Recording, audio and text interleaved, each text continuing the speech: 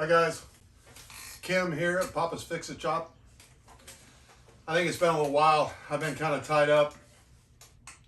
So, in case you don't know where I live in the Sonora Desert.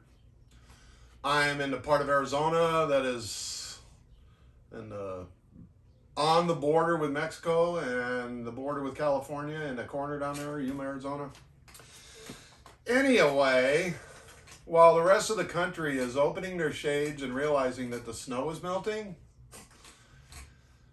in Yuma, it's the opposite. So, quick little primer. I'm from Michigan, so I know what snow's like. But in Michigan and the north, where it really snows, where it really gets cold, has really short summers, and the people have to get ready. They have to get ready for the winter because, like, the water gets in the windows and freezes and knocks them out and freezes the pipes, and there's all this kind of stuff you got to do in winter. The desert is similar, and it's not even reversed. So, like, here we have two seasons. We've got like the 70 degrees, 60 to 70 degree highs in the 70s, clear blue skies, kind of like what everybody would think is a beautiful summer day in the rest of the country. That's our spring, and our spring is about 9 months long. And then we have summer, spring and summer. Summer is about 3 months long, and it's more like, holy crap, who left the oven open or the heater on? It'll get down to 95 at night. So the point is, when summer's starting here, we have to, people have to get ready for it. So if you want to do any painting, if you have to clean a shed outside or get your yard in order, get ready for the hot, we tend to kind of stop working and start getting ready for summer, because if you have to go out and clean out a storage shed in the summertime when it's 110 out and it's 130 in the shed, ain't much fun. So that's why I've been out here. So I'm gonna do a little, probably call this a Chingaderas and Jesus clips. So I've been trying to figure out a long time, a lot of stuff, and one of them is how to etch. Say I want to make a plate, a name plate or something. And there's lots of easy ways to do it. And there's just, I'm retired, I'm trying to stay busy. So I'm farting around with it for other reasons. So, again, let me grab this guy. This is a piece that I had run a couple of small scale tests and thought I'd figured that out. And then I put this in there. And the difference is, with a tiny little bit of acid working, it doesn't generate a lot of heat. But this particular one's got a lot of open surface, and it got hot real fast. This is what I'm kind of aiming for. See? That is an etched. Oh, upside down. So these are two, just in case anybody's wondering. You've got to, when you're going to make something or teach yourself how to make something, especially when it's in craftsmanship, you have to have something to practice on. And so many times in my career, people have told me, how do I use this CNC plasma cutter to make X? Tell me how to do it. And I tell them, well, I can tell you how to do it, but you're going to have to actually have something to do to learn. And that's what these are. These are actually the names of some of my grandkids. And I needed something, to practice on. So that's what I've been tinkering around with. I also have my other lathe fixed. I'm going to show a quick video at the end of this of what I did to my old ShopFox M1049 Benchtop lathe. It's a beautiful little lathe. It's great, as long as you're not a moron like me that tries to push it way beyond its design characteristics. But yeah, pushing the envelope is what people are all about, right? So anyway, that's what I'm up to. And then in the future, I've got some travel and stuff coming up that may interrupt me. So if you don't see a video for a while, I apologize. I really care about all my viewers. I'm not just here to talk to the air. And so if somebody's looking for another video and it's taking a little long, I'm sorry. Life gets in the way. So thanks for watching. Have a good one.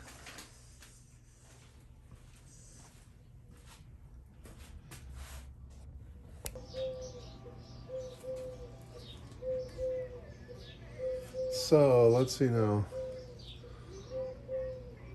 I'm going out on this compound now.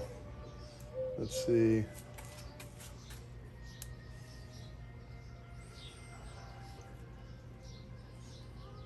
I'm gonna zero this. Right? Now I want to go the other way. Now I want to go that way. So, sounds like people cleaning their yard across the street. Here we go.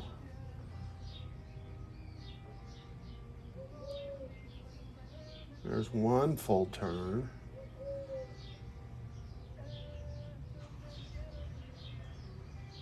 Two full turns.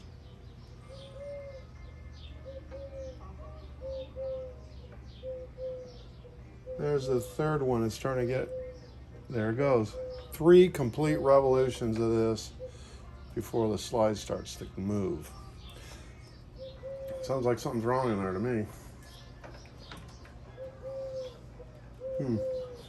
Coming apart. Let's go the other way. 1, 2, 3. Now it's starting to grab. There it goes. Move right along. The weird part. Isn't there always a weird part? Let's see.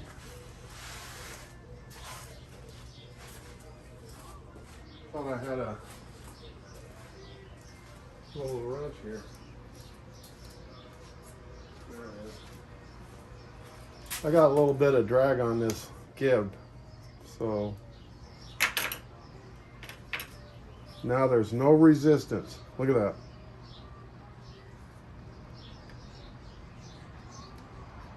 Huh.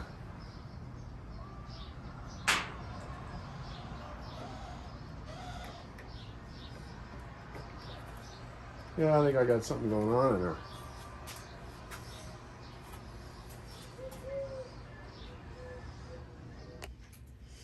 Okay, let's see. So I took the gib screws out. Take the gib out. I'll tell you right now, I had it apart. It's not lubed right now because I knew I was gonna have to take it apart again. So, see, I'm gonna move this guy so I can get this guy to sit someplace.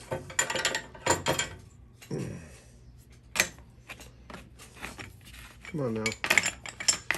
Find a happy medium where it'll want to move. There it is. Things are kind of small for my big pumpkin fingers, you know.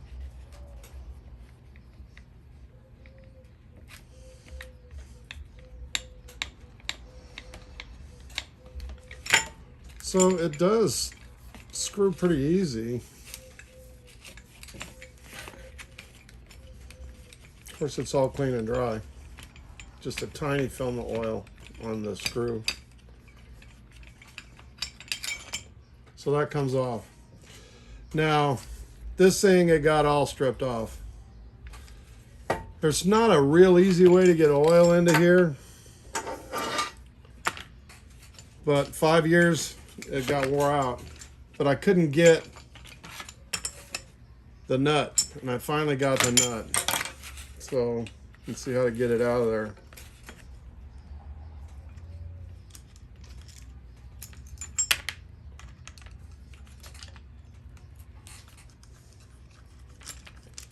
This will be the indicator ring.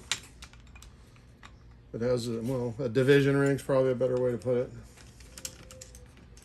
Indicates the number of divisions and kind of gives some insight into what they're called. In this case, it's degrees of rotation. You know. degrees of a circle of a. So, trying to very carefully. There's a roll pin right here. I'm trying to get it to lift off of there. Come on now. There it goes.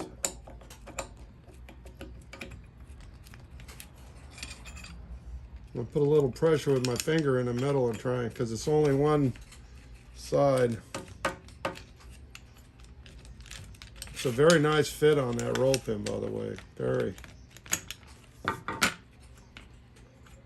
There you go. So, there's a pin here.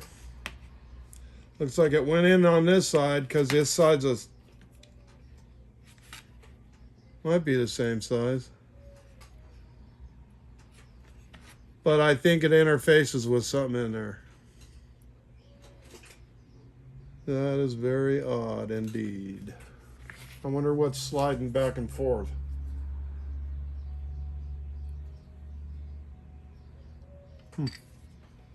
Stand by. Okay, so, excuse me. Turns out I had to, it's gotten below my finger size. Turns out I had to take this little roll pin out to get the nut out. Well, let me see. This will be the nut for this little lead screw. Now I got a brand new lead screw and put it in, but you saw how much it was, like 3 full revolutions of the knob. 3 full revolutions of this knob before it would go from moving one direction to going the other direction. I'm used to a certain number of degrees, but not close to close to 1,000 degrees. That's extreme. Could not figure it out why. But let me zoom in again, and I'm going to explain how this guy works. So you can see a bore down here, right? Down inside that bore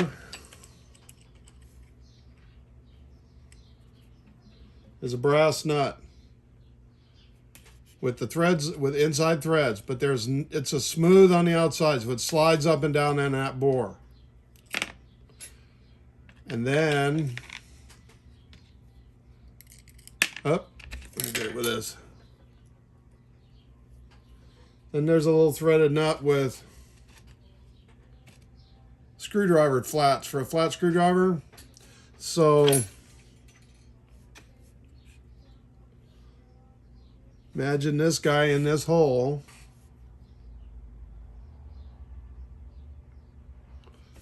With that in there, right?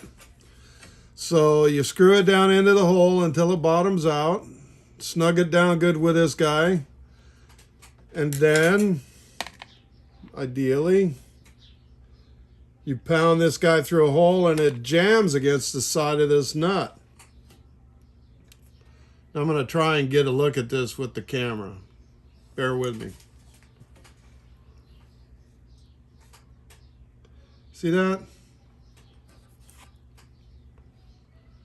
See how right here there's a dimple and a scrape. So originally, as it was installed, that roll pin was right here.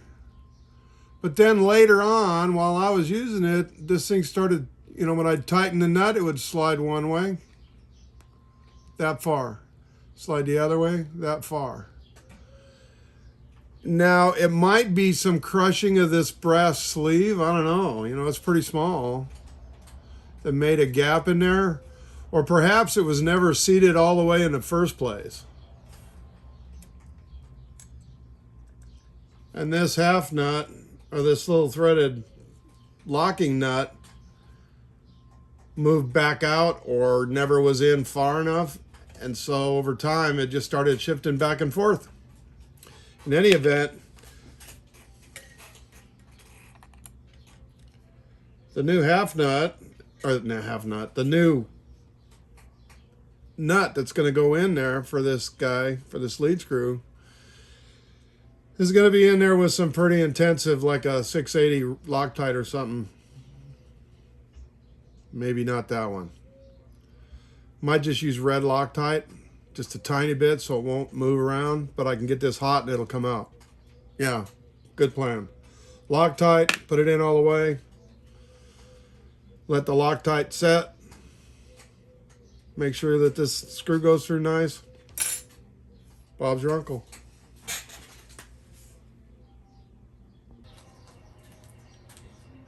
Okay, boys. This is my little ShopFox M1049 benchtop lathe.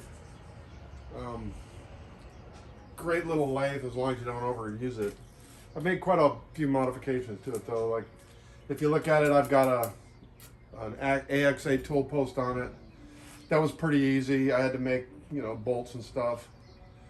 I changed the oilers because they had little flip top copper ones that were terrible. You couldn't clean in here without flipping the tops and breaking them.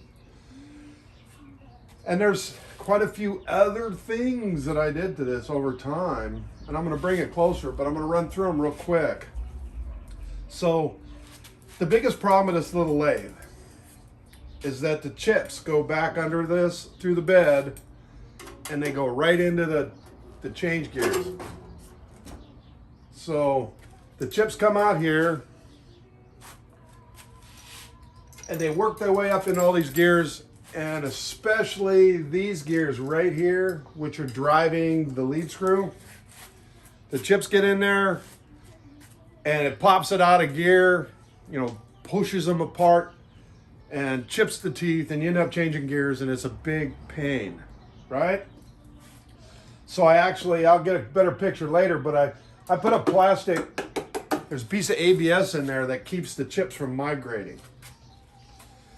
And the chips also migrate up through here and get into there. So I've made like a guard, like a shield in here to keep the chips from getting in there.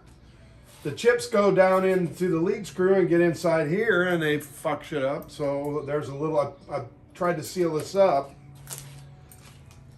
And that leads me to the very first failure I ever really had with this. And that is, this apron is a total loss oiling system. So you oil it, it runs out onto the pan. You oil it, it runs out onto the pan. You oil it, it runs out onto the pan. Not only does it make a major mess, but if you're running it all day and you don't think to stop every hour and lube it, and you're a young, well, not young, you're an old guy who's just taken up trying to learn how to run a lathe. In any event, that worm gear that's in here that runs the lead screw, it wore right out. It was such low quality steel.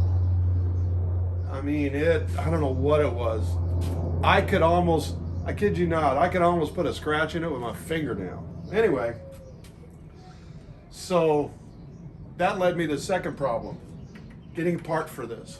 Originally, you could get them from a company called Woodstock International, and then it was somebody else, and now it's Grizzly. And Grizzly has the same problem everybody else has. They can't get parts for these. So I had to, you know, $300 paid a friend of mine to make one. And then I put a copper plate down here and drilled and screwed holes to put the plate on there so it holds the oil in there. It still leaks out everywhere, but I make sure it's full and it goes around and it keeps everything going. And here I am 5 years later and that gear's like new. So in any event, I'll get some close-ups and some looks at it. And if anybody has one of these little guys, they're really a good lathe. I mean, check this guy out. This thing's in its highest speed. Let me check real quick. Yeah, so this is 2,000 RPM, I guess. That's what it's saying up here. Let's try this.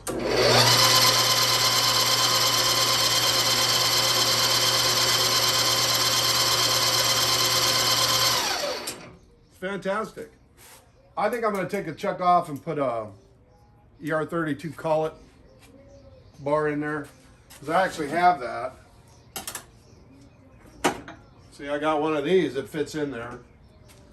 So this little lathe is mostly going to be doing shafts and bar stock and stuff.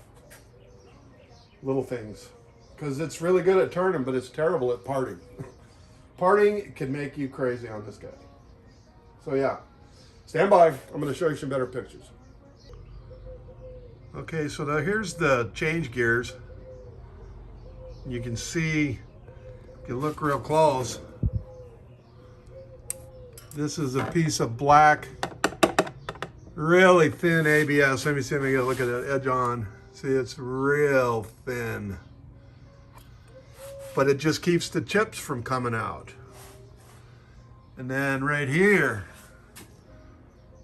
I made this little cover with some more. Now you can't see it, but this ABS right here, it goes all the way across the back to the other side. And it keeps the chips from falling down into that guy down there. Now, if you look up underneath, you can see that piece of copper that I put across there with some stiffener plates. There's just enough room in the wall. I think those were number 6 standard screws that I put up in there. You can see they're slotted screws. That was a long time. That was like 5-6 years ago, something like that. Right? Then the last thing I did, if you look down there and see that red, that is a skirt made out of that same red gasket material as this, that is keeping the chips from going down through there on top of the motor. Sorry about the handheld, guys. In any event, that's my little guy, my little ShopFox. It's funny, check this out. For anybody overseas knows Fenwick Tools and wonders why I have a Peugeot gearbox, a standard gearbox rebuilding kit. I keep my stuff in there.